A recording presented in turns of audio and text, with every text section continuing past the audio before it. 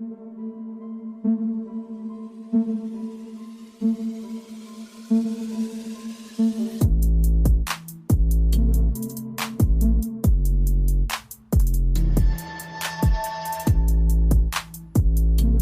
up, everyone? Welcome to the podcast. I'm your host, Isaiah Copon. It's June 18, 2021, and this is Lift and Learn episode 40. In this episode, I'll be talking about the benefits of yoga and the importance of hydration. Before that, though, I'll talk a bit about what I've been up to lately, and that might include fitness-related topics, and it might not. If you want to follow me, your host, on Instagram, it's isaiah.copon, and you can also check out my website, isaiahcopon.com. The podcast is on Instagram at Lift and Learn Podcast, on Twitter at Lift and Learn Pod, and also on Facebook. You can just search Lift and Learn Podcast. With that being said, let's get into it. Let's start off this week with some day-to-day activities that I did, because my week was actually pretty busy trying to balance out and divide my time between work and extracurricular activities. So, was it just on last week's episode that I mentioned that Ontario is back to reopening? Well, this week ended up being pretty busy because of that, actually. It started out on, I think, the Saturday. Oh wait, no, it's actually the Sunday then. Okay, let me talk about Sunday first. I ended up playing softball with some people I've known from elementary school, and we played softball a few years ago when I was on the team, but also a few years ago I decided to stop playing because my work schedule got too crazy and it was pointless for me to pay the league fee and barely be able to play in the game. So for the past few years I've just been a substitute, and I just play if they need an extra person. Well, they had a practice on the weekends, and since we're able to start actually gathering around outside with some friends, I decided to head over to the park. And when I was pulling up to the field, man, I had so much nostalgia. Now, I played baseball when I was a kid, up to some years in high school, but I had no idea where I was driving to until I exited off the highway, which was around Erin Mills Town Center, if you live in Mississauga. Well, when I got off the highway, I looked at the GPS, and I realized that we were going to be practicing at my home baseball field back in the day. I spent hundreds of hours at this field growing up, and man, those were good times. I even broke or fractured my elbow at that field once, getting hit by a pitch, and I had to wear a cast for a week, but still, those were still good times. So it felt pretty surreal being back at the Diamond. So we just basically had batting practice, and I'm not gonna lie, I crushed some bombs that day. And that's something I couldn't do when I was younger because I was never really a good hitter when I was growing up, and I'm still not, but I mean, it's softball and underhand tosses are pretty easy for most people to hit. But yeah, that was a good time. It was also really hot that day, so when we hit the 2-hour mark, we decided it was time to call that a good day and call off practice after that. So that was pretty cool. That was Sunday. So the day before that, on Saturday, I actually got to see some family. We just hung out outside at a playground because my uncles now have kids who are growing up. There's 2 little ones now, almost 3 and 2 years old. So that was great getting to see them. We had some pizza, and over time they both started to get more chatty and eventually weren't scared to be around me, so that was good. I think it's almost been a year since I've got to see them all, so that was another great day of just hanging out and catching up. And then on Monday, I got to see even more of my family, again outdoors. I drove about an hour and a half to Uxbridge to hang out with some more of my family. We played some basketball, hung around the backyard pool, although the pool wasn't ready since it rained a little bit, since it wasn't so crazy hot outside.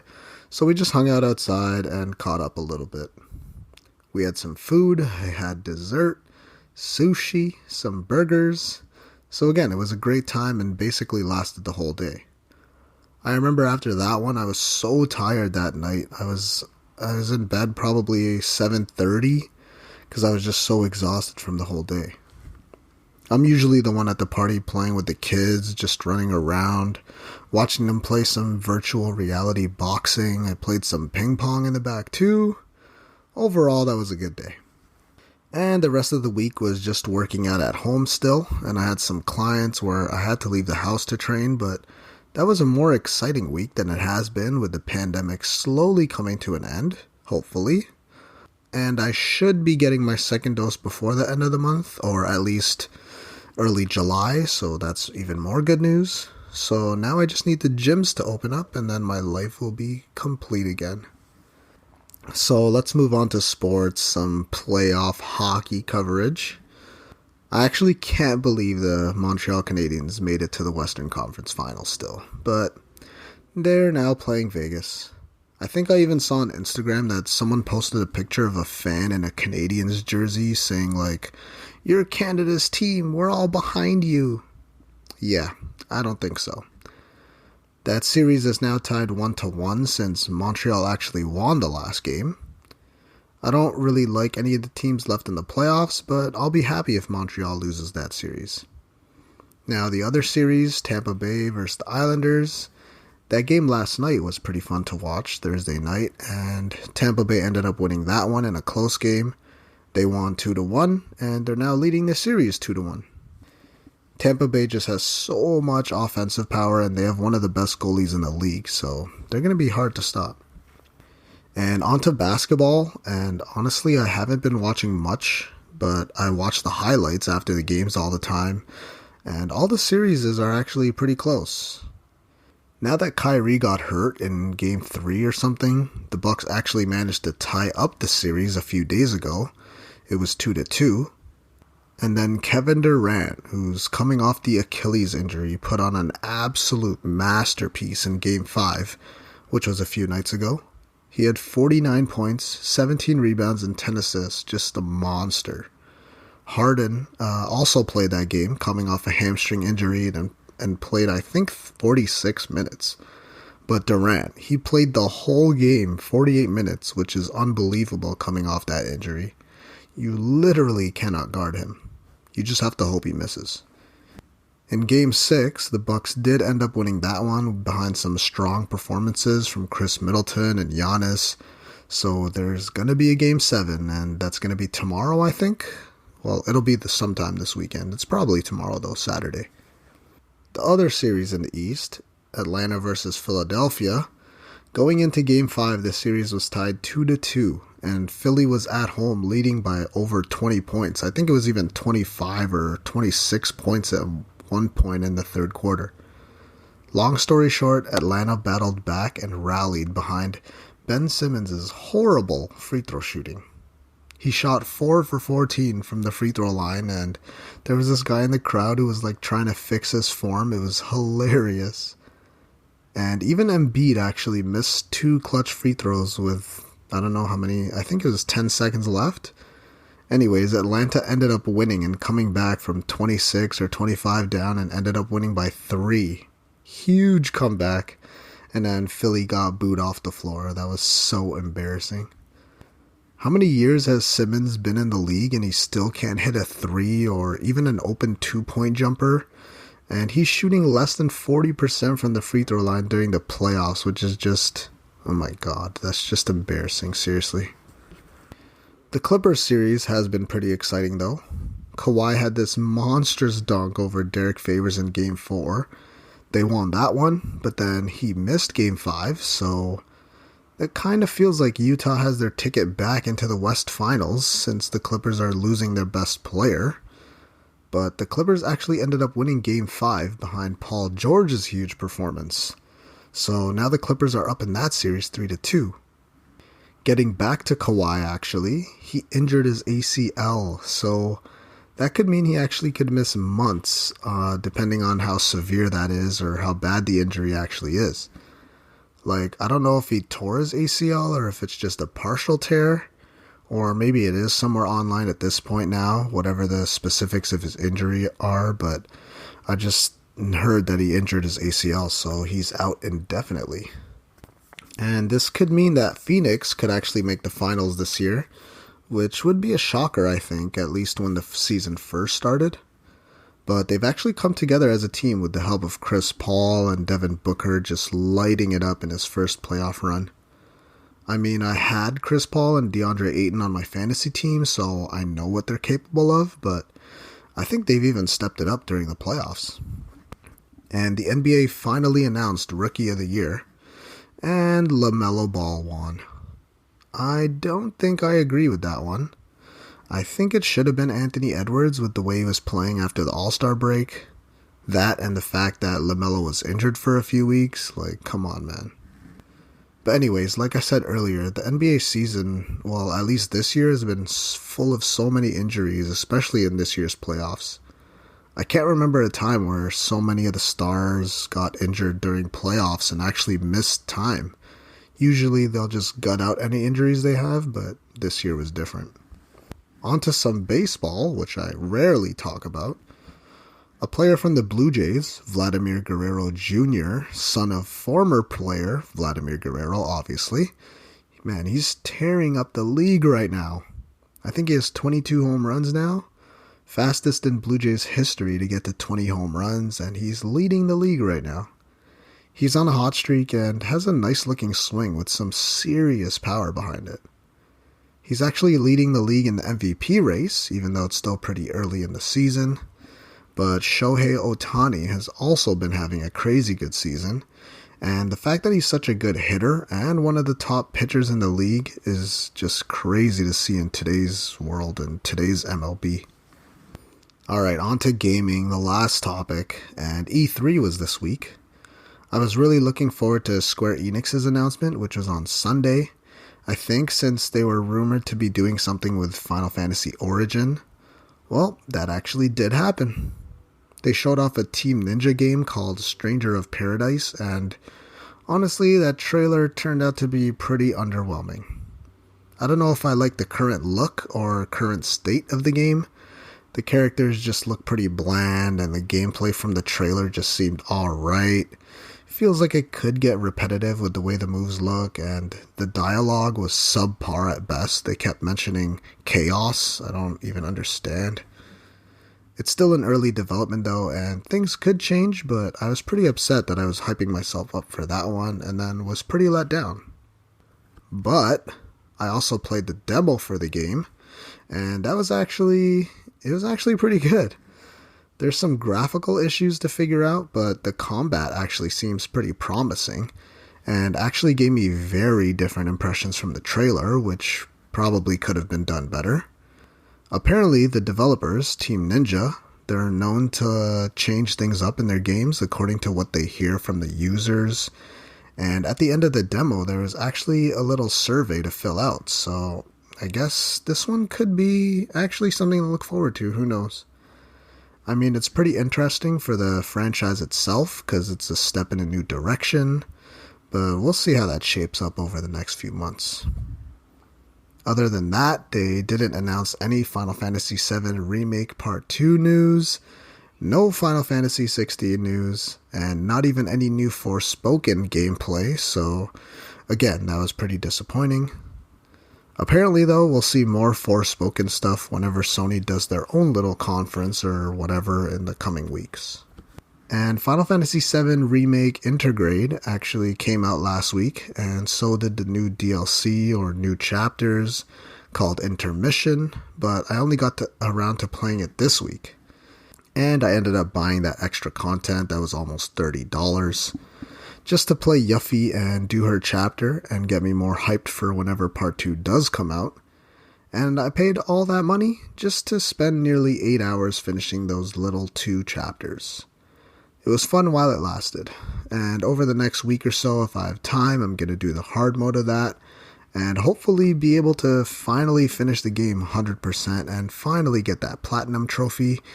That literally means nothing, but still feels like an accomplishment in my head, or at least my online presence.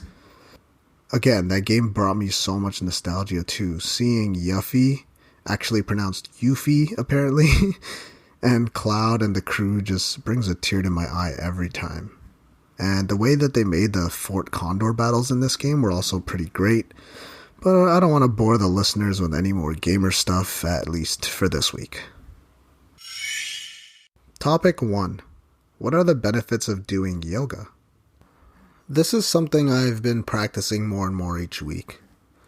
So last year I was all about mobility when they shut down the gyms in March. And now the gyms still aren't open here in Canada. Well, most of them aren't, but I've heard of some gyms actually being open, but I won't snitch. But yeah, the gyms aren't open where I am, so I've still been doing my mobility drills, but that's been a staple for a long time now, so it's just something I do every day without even really thinking about it. But yoga is actually something new that I've added to my routine. It's not my first time ever doing it. I've done it in the past, but I've never been on a regular routine. This year, though, I've decided to add in some yoga practice. It's another activity I can do in my backyard while I enjoy the outdoors and fresh air, and it's also another activity that you can do while watching shows if you just can't stop watching reruns on Netflix. And you can do that while doing yoga instead of just being inside and not moving all day. You just gotta move and do something sometimes. Since I've been recovering from my shoulder dislocation, and since the gyms aren't open, I've had to challenge my body in different ways, as opposed to when I used to just be all about going into the gym and lifting as heavy as possible. And I'll get back to that lifestyle one day, but right now I'm spending a lot of time recovering and rebuilding to where I once was.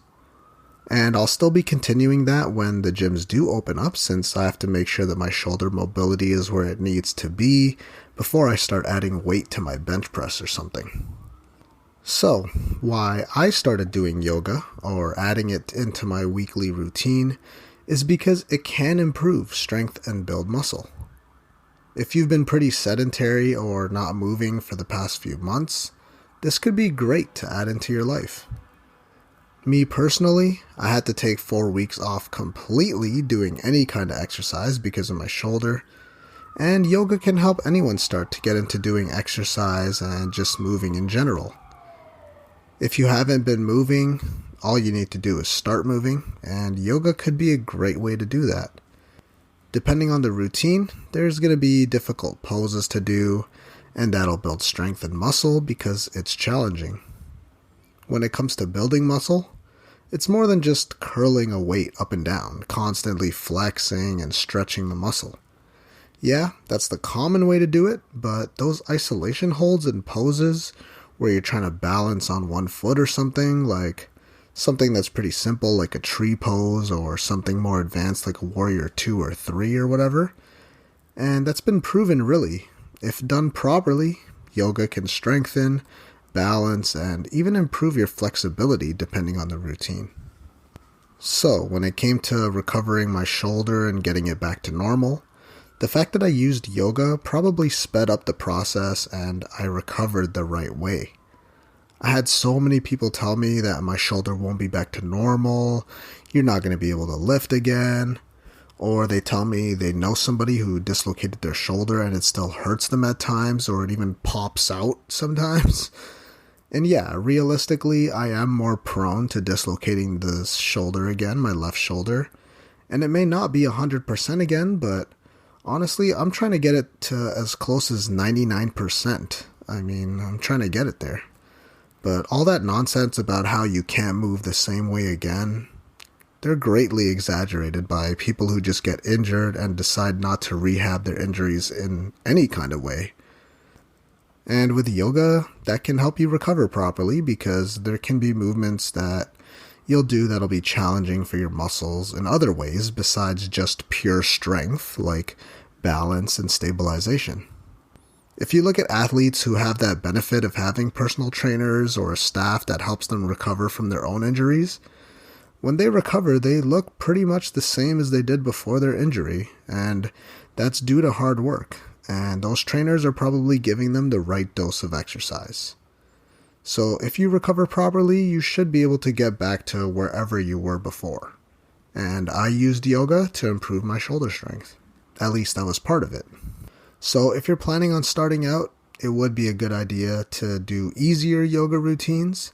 And then if you're feeling up for it, or maybe you start to get a little bit bored with the easy movements, then that could be a sign to, or a time to ramp up the intensity and find a routine that's a little bit harder.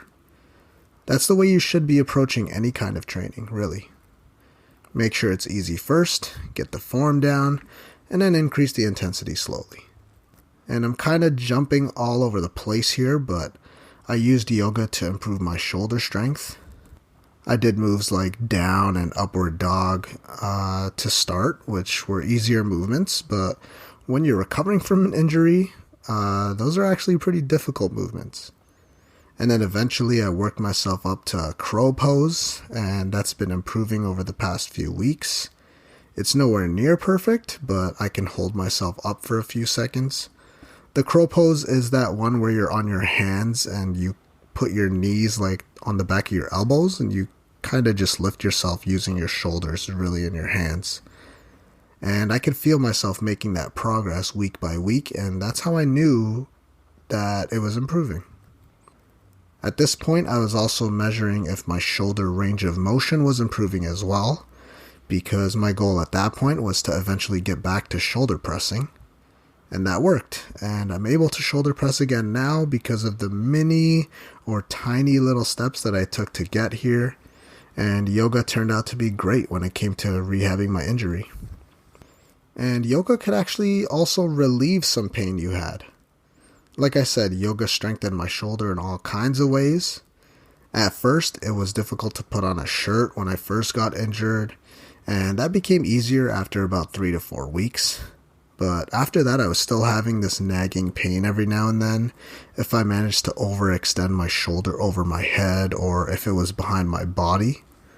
Well, because of some of those yoga movements I did, I was able to extend my range of motion, and now that pain isn't happening as often as it did before, or if it does happen, it's not as painful.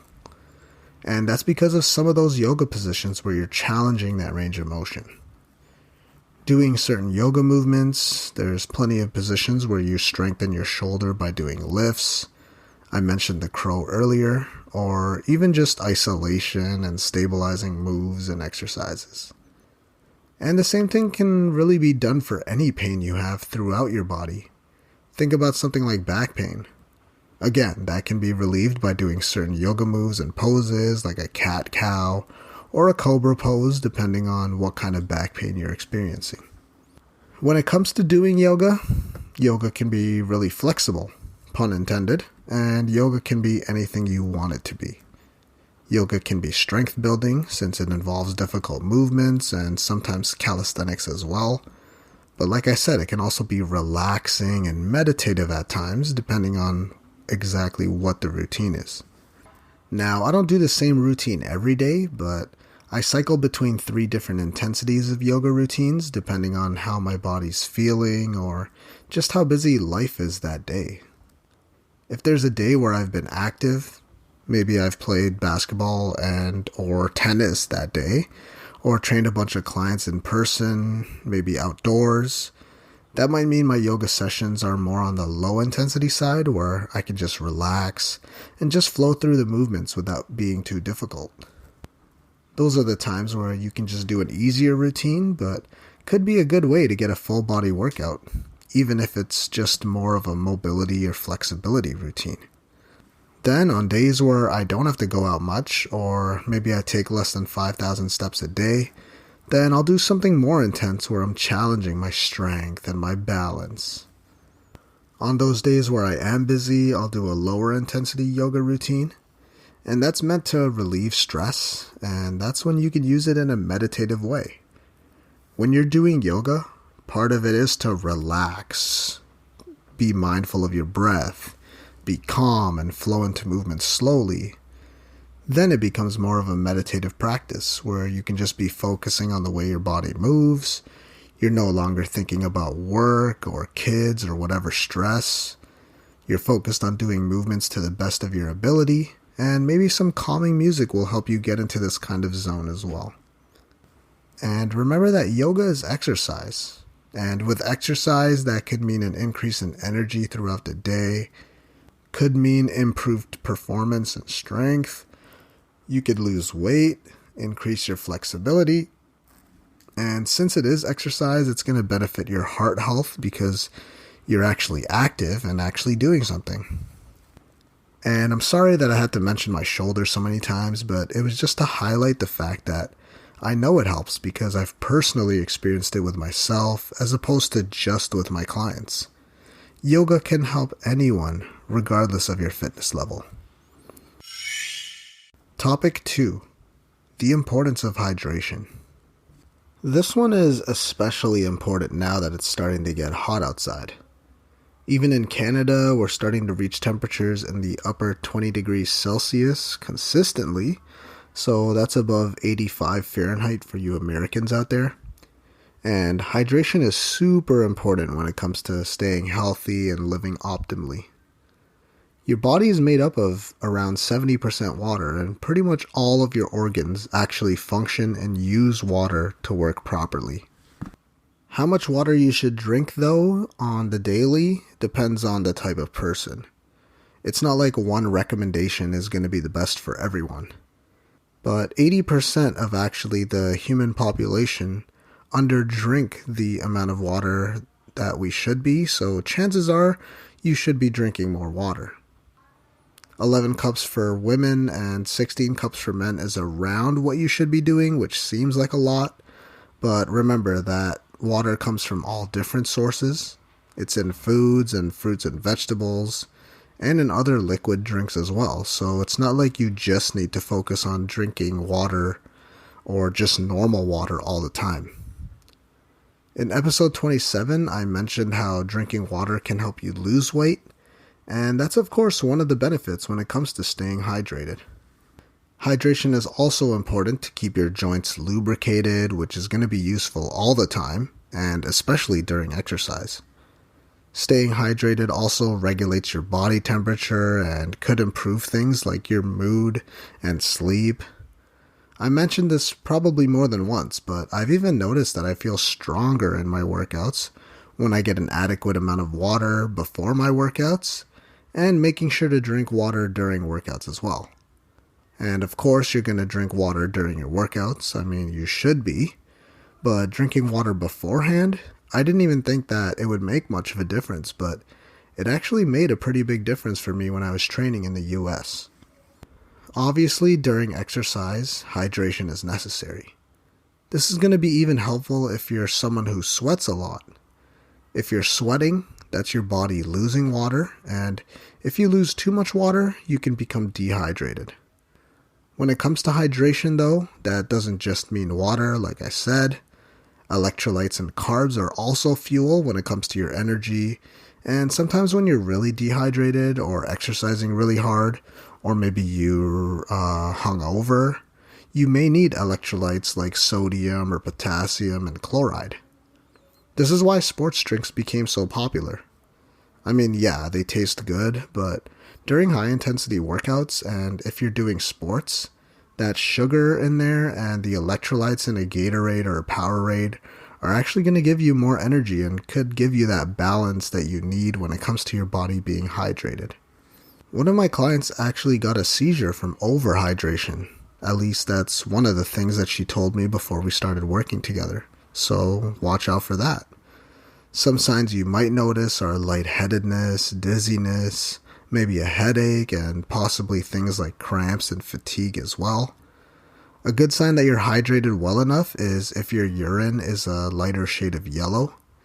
If it's dark, then that's a good sign that you probably should be consuming more fluids, however you want to do that. Staying hydrated could even lead to an increase in energy levels throughout the day. I already said earlier that your organs are made up of and use the chemicals in water to function to the best of their ability. There's been studies showing that just losing some weight during exercise, like I told you could happen through sweating, that could actually lead to concentration issues and could even affect your mood a little bit as well. I know for me, and this might be a little bit too much information for listeners of this podcast, but I have to mention it. water could also relieve constipation. You might have noticed this yourself, that it's easier to do number 2 when you're properly hydrated. I know it makes a difference for me. When I'm properly hydrated, things will just flow out properly without any straining. So yeah, it helps with that, and can also help if you're someone who has kidney stones as well. And that really just works because a higher fluid intake will help dilute those minerals that form the stones. Now, it might not be a cure, but it's something that could reduce your chances of developing kidney stones in the future.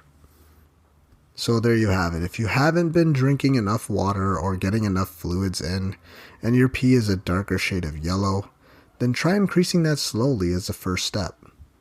You may notice a few of the things I mentioned today, like increased performance in the gym, more focus when doing work, more concentration, increased energy levels, and easier bowel movements, which is always a thing to strive for as you get older. And remember that you can get water and fluids from foods as well, like fruits and vegetables, so an increase in those will help as well, not to mention the added fiber intake there too. And that concludes episode 40 of the podcast. Thank you for listening. If you really enjoyed the episode or my podcast as a whole, then please leave a review and comment on iTunes or whatever your choice of podcast platform is. Also, if you haven't already, you should hit that subscribe button because I'll be releasing episodes every Friday. If you want to follow me, your host, I'm Isaiah.Copon on Instagram.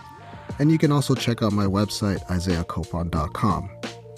If you want to follow the podcast, you can check out @Lift and Learn Podcast on Instagram. And there's also a Facebook page if you just search Lift and Learn Podcast. Again, thanks for listening, and be sure to tune in next week with another episode where I'll be talking about how stress could lead to weight gain and what to do about tight hips.